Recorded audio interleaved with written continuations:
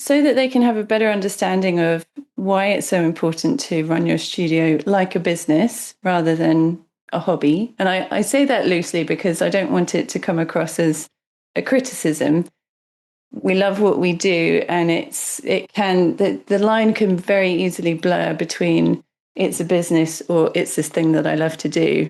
But running it as a business is, in my experience, a much more sustainable way of protecting your time, protecting your income, and allowing you to be the best teacher that you can be.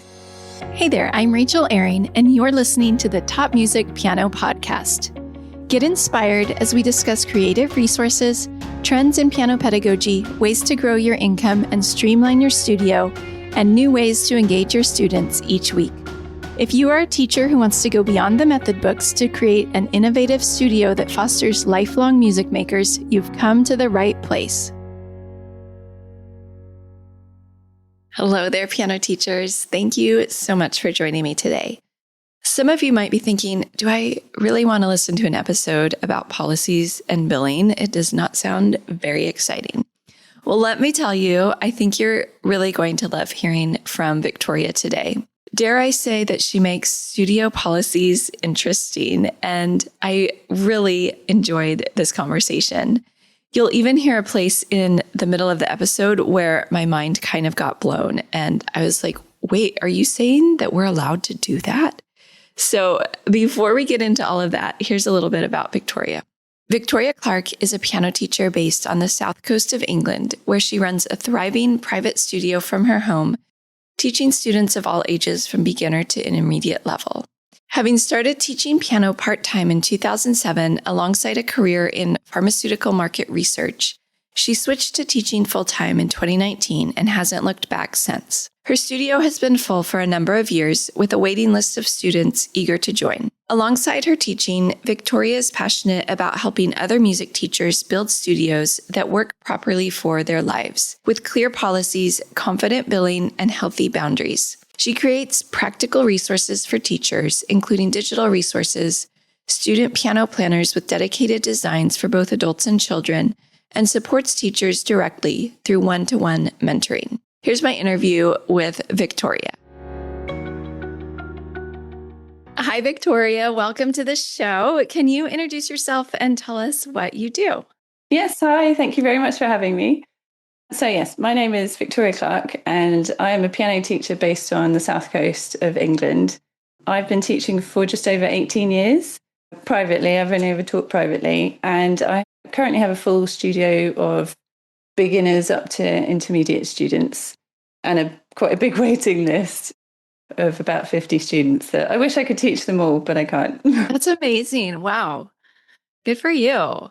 I also provide a bit of support for music teachers. So this is something I've been doing for the last couple of years, where I sort of, as lots of us have done, go through the beginning of your teaching and sort of make a whole bunch of mistakes, or at least I did.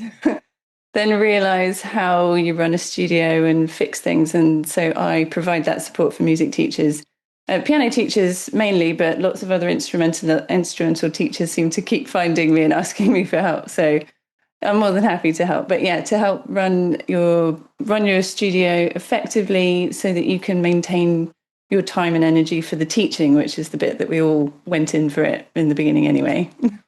Yes. So we're going to scratch the surface of some of that today. I'm sure we won't get to everything, but we're going to have a conversation about it. And then if listeners want to learn more, they can find you too. We'll share about that at the end. But before we get into it, I would love for you to just briefly tell me how you became a piano teacher. How did you get to where you are? Did you always know you wanted to do that, or did you fall into it? Sure. Well, so I had lessons as a child up until I left for university. So I managed to go through all my grades and got my grade 8 just before I left for university. And I always loved my piano lessons. My piano teacher is a very close friend. She just lives 5 miles up the road from me. So I still see her. And playing the piano provided for me something that was just mine, that I could express myself. I was an extremely shy person as a child. I'm still fairly shy as an adult, but I'm getting better. And so I never had any plans to become a piano teacher. But for some reason, after I got my biology degree, of course, and I started a job in pharmaceutical market research. I decided at the same time to start teaching piano part-time. I had no idea where the idea came from, though. And I've racked my brains and I don't know where it came from, but I loved it. So I would do my full-time job in London. I'd commute in and out of London. And then I'd come home and I'd teach. I think I had about 5 students at the time, just in the evenings.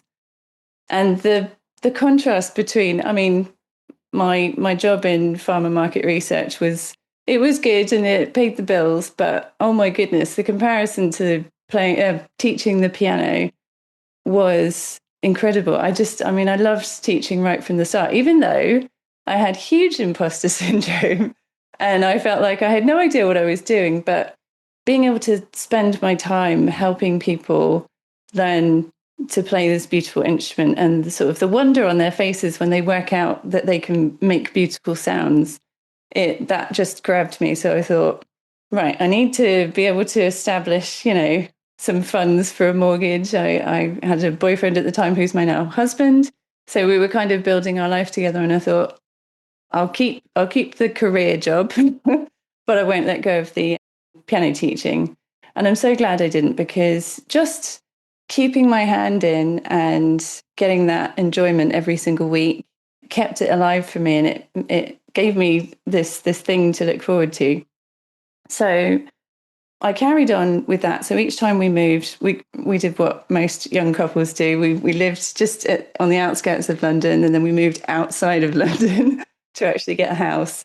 And then we moved all the way back down to Portsmouth, where we both came from. And each time we moved, I would pick up a few students so that I could continue my part-time teaching.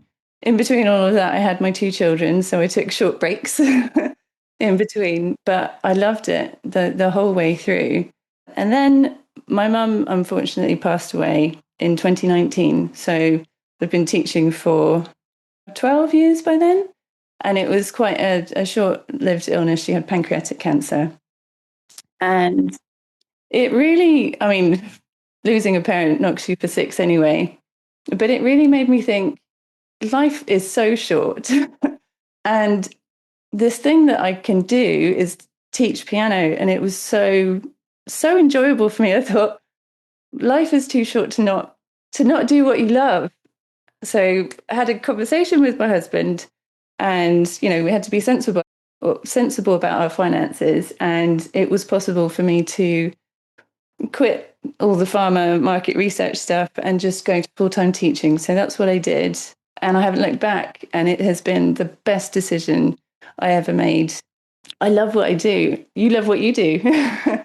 And I just feel so fortunate that I get to do this. It's almost like, it does feel like cheating a little bit, because like hard work sounds like you've got to work, you work really hard and it's a grueling thing and then you get paid for it. But actually, piano teaching is wonderful. So that's how I got here. I went through, made some of those early mistakes, giving a lot of my time away, refunding lessons. I didn't really have a cancellation policy and all the rest of that. And then I've come through the other side and I've worked out how to make it sustainable so that I can carry on doing this thing that I love. So that's shortly how I got here. Yeah, thank you so much for sharing that story. I think that gives great context for what we're going to talk about. I'm curious, once you went all in, how long did it take for you to, I guess, fill up your studio or feel like you were getting the income that you were hoping for? Well, because I switched to full-time teaching at the end of, it was in November 2019. Oh, then yes. What was right around the corner. Yeah. COVID happened. Yeah. And I lost half my students overnight, which was a little bit scary. I mean, everyone had a bit of a shock that year, didn't they? So it actually encouraged me to, it was one of my oldest students. He said, "Oh, do you think we could try online lessons?" And at that point, I'd never even considered teaching online. I knew that some teachers did, and they were really techie and advanced. And I thought, okay, no, face-to-face is all I've ever known, so I'll do that. And I said, I really don't know if it would be any good. And he said, oh, come on, let's give it a go. I think he was nearly 80 at the time. Oh my He's like, goodness. just give it a go. Yeah, it's the last person you would think to want Yeah, to do that's an online amazing. lesson. So I said, okay, fine. I'll do a bit of research and we can have an online lesson. If it's terrible, you don't have to pay me. And it was brilliant. It's not as good as in person because you can't play duets together, for example, and you've got the issue of time lag. But that then allowed me to open up to teaching online while we were all in lockdown. So building up my studio from that point was a little bit unconventional. Yeah, it looked a little different than you were hoping. Yeah. But by April 2021, that's when we were all allowed to reopen for teaching in person. And everyone had sort of been waiting behind the doors to kind of re-emerge. So then my studio filled quite quickly. And when I say filled, I mean managing my time around my two kids, my two young kids, and making sure I couldn't teach too late in the evenings and all the rest of it. So I would say it probably took maybe about a year before I was mostly full. And then, people start and stop and change at different times. But it's been really stable for I'd say at least the last 3-4 years, which is a nice place to be. Yeah, for sure. Well, we've hinted at what our topic is today. We're going to talk about some of these things that might seem a little mundane, but I think they're so important. And I know you think they're really important for creating a business that is sustainable and profitable and, gives you peace of mind. So by the end of this episode, what do you hope will have shifted for listeners? Um, well, I suppose so that they can have a better understanding of why it's so important to run your studio like a business rather than a hobby. And I say that loosely because I don't want it to come across as a criticism. We love what we do, and the line can very easily blur between it's a business or it's this thing that I love to do. But running it as a business is, in my experience, a much more sustainable way of protecting your time, protecting your income, and allowing you to be the best teacher that you can be. So the shift, I suppose, would be moving away from these feelings of guilt and obligation to bend over backwards for our students, because we love our students, don't we? We love them so much, and we want to help them and teach them, but not feeling like we have to apologize for having a life. I know there's lots of things, but kind of that shift to sort of being a business owner and being confident with it, allowing themselves to enjoy their teaching to the max. Okay, so here we go. Let's talk about monthly tuition. I think that this will kind of set the foundation for the other parts of the conversation. So tell me what monthly tuition is and why you believe it's the best way to set up a teaching studio. Or if you do, I think you do. I do. Yeah, I do. And I came across it when I started getting involved in online groups and connecting with piano teachers all over the world. And I heard people start talking about this. Oh, well, I bill monthly. And I'd only ever understood termly billing because my piano teacher, when I told her I was starting teaching, she was very kind. She gave me all this advice. And her approach was to bill termly because that's kind of the traditional way it's always been done, certainly here in the UK. Can you explain what that is? Is that like by semester, like we would call it? Or Sure. something? Sorry. Okay. So No, that's okay. I just want to make sure we're talking about the same thing. Yeah, so we have 3 terms in the UK. We've got the autumn term, which is September to December, spring term, January to March-ish, and then the summer term, April to June, July. So it would be 3 quite hefty payments during the year. So that's what I ran with because that's what she recommended. But for me, monthly tuition is spreading the cost of the spreading the cost of the lessons throughout a 12-month period. So I run from September to August, which aligns with our term system, takes us up to the end of the summer holidays before the new school year starts. And you pay the same amount whether you're paying termly or monthly across the year. It's just divided up per month rather than per term. So you still teach the same number of lessons. Okay, got it. And talk a little about the math. How do you figure out your monthly tuition? So is it just you figure out how many lessons they're going to take for the whole year, or can you go into that a little more in detail? Sure, yeah. So for me, because I teach during term time, I think in the state school system, there are nearly 40 lessons, 40 weeks, sorry, in the year.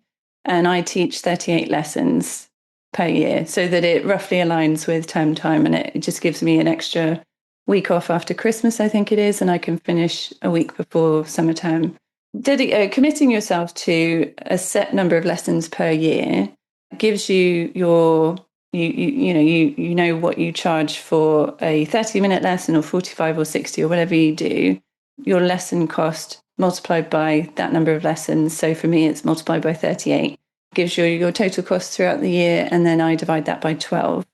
I know some teachers who do monthly billing divide it by 10 in order to avoid the summer period where it can get more tricky to be in contact with people. But in my experience, it's been absolutely fine because every single month is an automated payment, which is what I encourage them to do. So in terms of the maths, it's fairly straightforward. There's just a small tweak because if you take your lesson fee, say, I mean, mine used to be, what was it? I started off at £10 for 30 minutes, which is obscenely low. But then I went for the ISM average. But if you take that round number, say £18 for a 30-minute lesson, multiply it by 38 and divide that by 12, you get a really awkward, odd number with pounds and pence. And that doesn't feel very easy to communicate. So the way I've worked it is I'll round up or down to the nearest pound for the monthly fee and then calculate back to say, therefore, a 30-minute lesson will cost whatever it costs, like £21.26 or something. So then it makes it nice and easy for parents to remember this monthly amount that doesn't change. Every single month is the same. The due date is the same. I pick the first of the month. So in terms of the maths, it's then fairly straightforward in the way I've worked it out. Yeah. Okay. This is interesting. So I have some follow-up questions. So do you take the whole summer off, it sounds like? Yeah, so I only teach during term time. So during school holidays, Christmas, Easter currently, and then summer. And also within each term, we have a half term break, which is 1 week off for the state schools at least. So I don't teach during those half terms, basically any times my kids are at home because yeah, I'm a mum too. So yeah. So have you gotten pushback from parents about paying through the summer when they're not having lessons through the summer? So it's a question that does come up. Not anymore for me because my studio is full and they all get how it works. But in the beginning, a couple of them were not sure how that worked. But because I explained, you're paying exactly the same amount that you would be if you were paying termly, because you're paying for the same number of lessons that are available to you or your child.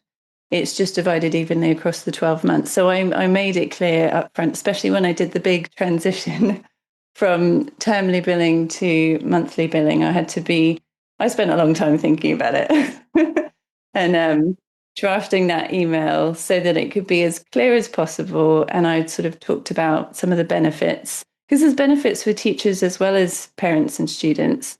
For the parents and students, they can set up an automated payment. So we can do standing orders from your bank account. So a payment goes out same time, same amount every month.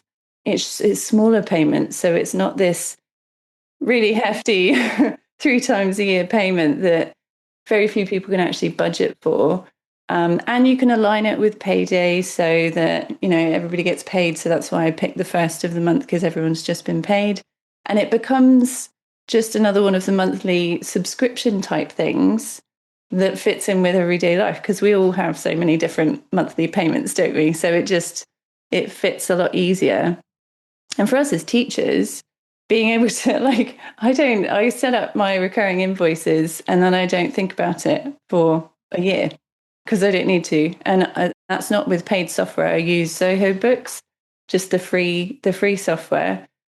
You can set up recurring invoices, and I get them to be sent out on the 24th of each month. So they have about a week. Because some people pay manually, and that's fine. They just have about a week lead time. But I don't have to lift a finger. All the invoices go out. All the students get their reminders if they pay manually. Lots of them pay as soon as they see it. So you get your payments coming in early.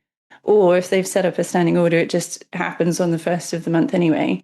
And then we get this regular, predictable monthly income. You don't have to get to the summer holidays and go, right, it's been 12 weeks since I last invoiced and was paid. How are we going to make it all the way through the summer?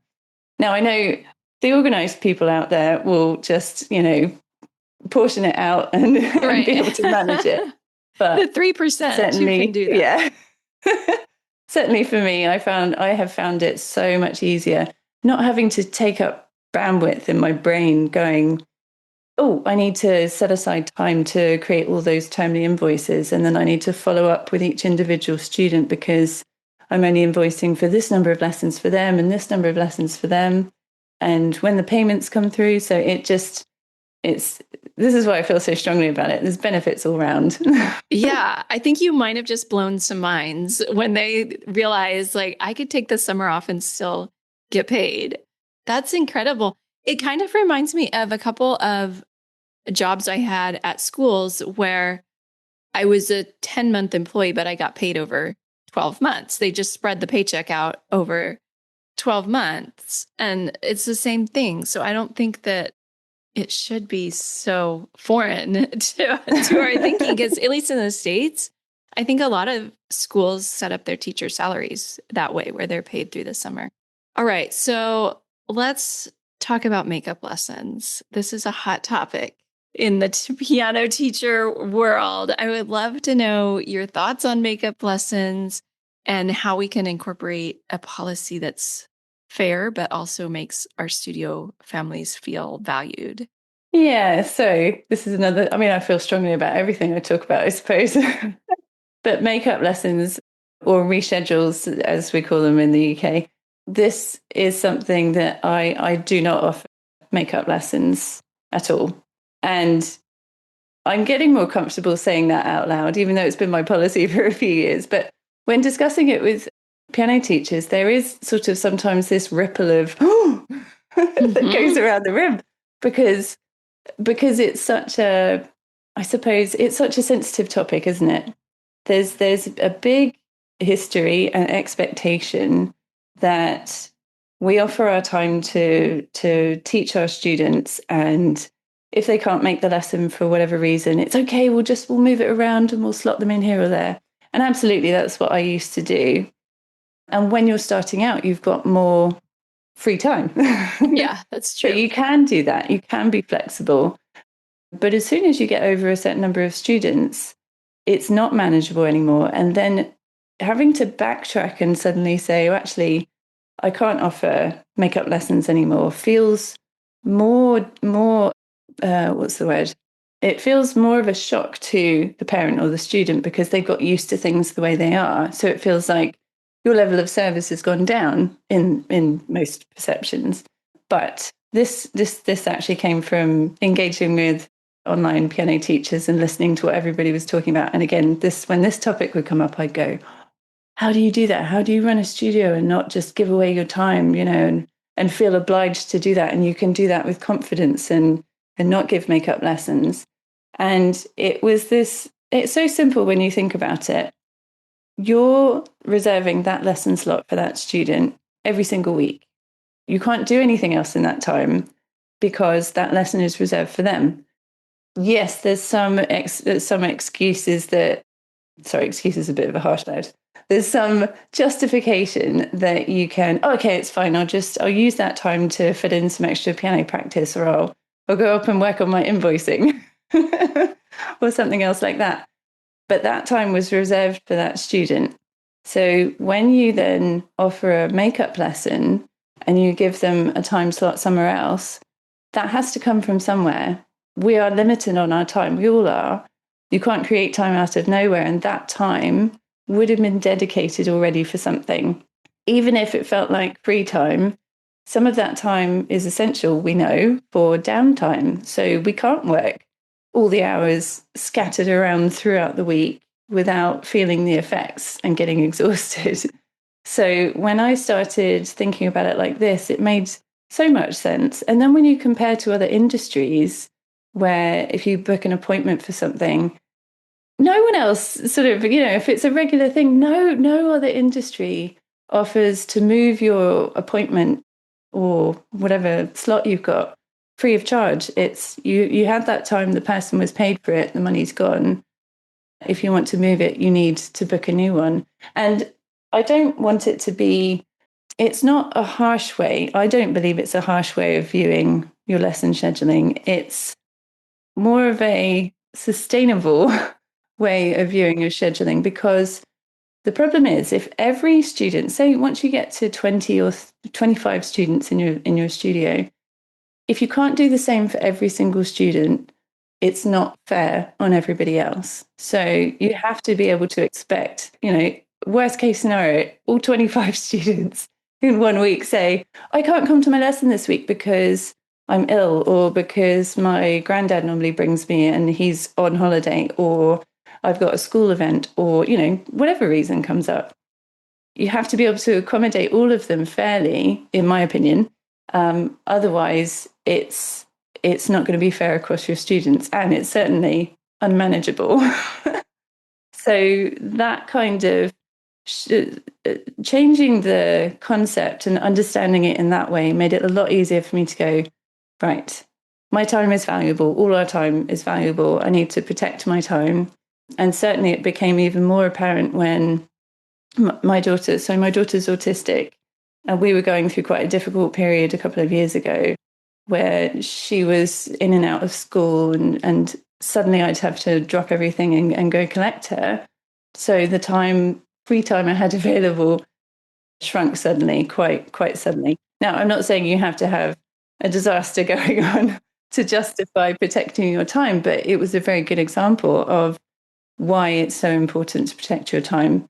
Even if you're not rescuing your child from a meltdown at school, your downtime is important. Your time to do lesson planning and admin and your own practice and just switching off. All of that's really important. So this all kind of came together to allow me to feel comfortable and confident in having this as my policy. I just made sure that all of my students knew and understood. And, if they didn't want to take lessons forward, it was perfectly fine for them to stop. But no one did. I didn't lose a single student when I made the transition. And it's all working out really well. Wow. Thank you for explaining that. I am sitting over here, the wheels are turning, thinking about how I need to be a little firmer with my policies. I think for next year, I'm going to make a video that explains what the policy is and why it is that way. And then whenever a parent pushes back, I can send them the video and it will just be all there. Because I think it's those tough conversations when the parents are like, but I just want this one exception, right? Yeah. That's where it gets hard. So you're inspiring me to do better. I do have a question, and maybe you can share from your experience with your daughter. I don't know, but I'm curious if the teacher has to cancel unexpectedly if you get sick beyond those 38 lessons, if you have to take extra time. How do you recommend we deal with that? Well, in fact, the example of my daughter, I did have to last minute cancel a couple of lessons because we couldn't get back home in time. But actually, I have chronic migraines, which is really, really difficult to deal with. So, those are the worst. I mean, I don't have chronic migraines, but just a regular old headache can knock me out. So I can only imagine. Yeah, and then being around the piano, that's the last thing you want to hear. Yeah. So when that happens, that's probably the most common reason that I would have to cancel a lesson. Thankfully, I've got medication that works most of the time, but if it doesn't and I have to cancel, I let all my students know actually in the trial lessons when I'm taking them on that this happens, and that if I do need to cancel a lesson, I will refund them directly for that lesson. So that really weird amount, that like £23, 30, whatever, I will refund that directly to their bank account. And the reason for that and not deducting it from the following invoice is it's the simplest and quickest way to keep everything level. I know that I've cancelled, so they need that lesson refunded. I don't bother trying to work out how to add them in school holidays because it's just too difficult for my particular circumstance. And it's much simpler to keep it all level. The parent doesn't have to update their standing order. I don't need to faff around with any invoice editing, which would be changing it for 1 month and then changing it back. So it's very streamlined and everybody understands how that works. So you can miss lessons, but I take it as a hit on my income if I have to cancel. Now, other teachers who are able to add lesson weeks in, some of them do it like that. So they'll keep a couple of weeks at the end of each term free so that they can do any extra lessons that they had to cancel so that they don't lose out on income for the year. But for my situation, I decided that wouldn't work for me. So that seems to work out quite seamlessly because I'll just I'll send my messages by WhatsApp to be the quickest way to get hold of parents, and they will understand that they'll just see the lesson fee come into their bank account when I can look at a computer screen again. Yeah. Okay, that makes sense. So there is a per lesson amount, because I think sometimes we think of monthly tuition, we want to describe it as it's not per lesson. There's no per lesson amount, right? Because we want it to be equal every month, whether there's 3 lessons or 5 lessons or no lessons, we want it to, but there is a per lesson amount. And so you're able to refund that amount. Does that make sense? Yeah. So when I'm talking about how much I charge for lessons and I explain it's a monthly amount, and certainly when I did the transition email to all of my families and my students, I explained, I included a little section in there for what the lesson fees cover. So it's your dedicated lesson slot every single week. It's time spent on lesson planning. It's printing and stationery costs for additional materials and resources that we use in the lesson. I mean, you could go on and on, but I kind of stick it to those 4. But it technically, it does cover continuous professional development as well. You're providing this tuition, you're committing yourself to 38 lessons per year, and this is how much it costs each month, which is very effective in moving parents and students away from the per lesson concept. Despite me refunding a specific lesson amount, it takes it out of your conscious mind that, I paid for this many lessons and therefore I want that many lessons per term or whatever. So it's very effective because they're not being tricked in any way. They're just, everything is spread out. You're still providing the same number of lessons, exactly the same service, but this is what our lesson fees have covered all along. You just don't tend to go into that much detail. It's just a manageable figure that your potential student can get their head around and say, oh, so I compare you from this teacher to this teacher and your costs vary by this much, which is what some of them do. So yeah, it works. Okay, this has been helpful. This has shifted my mindset. So I think that you've done your job here today. I would love for you to talk about some of the resources that you offer for piano teachers if they want to go deeper on this or another, related topic. What do you offer for piano teachers outside of this conversation? Sure. Well, I've created quite a few free resources actually, which are all available on my website, victoriaclarkpiano.com. The most popular one, and the one that I think is most relevant to this conversation, is the free studio policy template. So it's a Canva template, and it's the studio policy that I use in my studio. But the template is made out so that you just fill in all your details and move things around. You can delete clauses that you don't want to have or add your own in, but it's very detailed and it covers 2 sides, so it's not kind of exhaustive. But that's available as a free template. So that's victoriaclarkpiano.com/freebie. And that helps people, even if they don't use the exact template, if they're not comfortable with Canva, just highlighting all the things that you could consider or be aware of to include in your policies. And certainly, one point I want to make, my piano teacher, when she gave me all of her advice for starting teaching, she gave me her studio policy template. Now, this is loosely based on that because I've developed it over the years. But when I read through her, so her policies were no, what was it? If the student misses the lesson for any reason, the lesson is still paid for, unless the teacher can do a reschedule, do a make-up lesson at the teacher's discretion. So it was kind of halfway between my policy and my old policy. However, when I started with that, I felt so self-conscious and so much imposter syndrome that I didn't support my own policy. So I'd kind of sheepishly hand it to them or email it to prospective students. And then as soon as they decided they wanted to have lessons with me, I'd think, oh, this is wonderful. They want me to be their teacher. And I said nothing more about the policy. And then first time they ask, oh, I can't come this week. Can you fit me in on another day? The feeling in your stomach when you have to have those awkward conversations, it just immediately made me go, sure, what day do you need?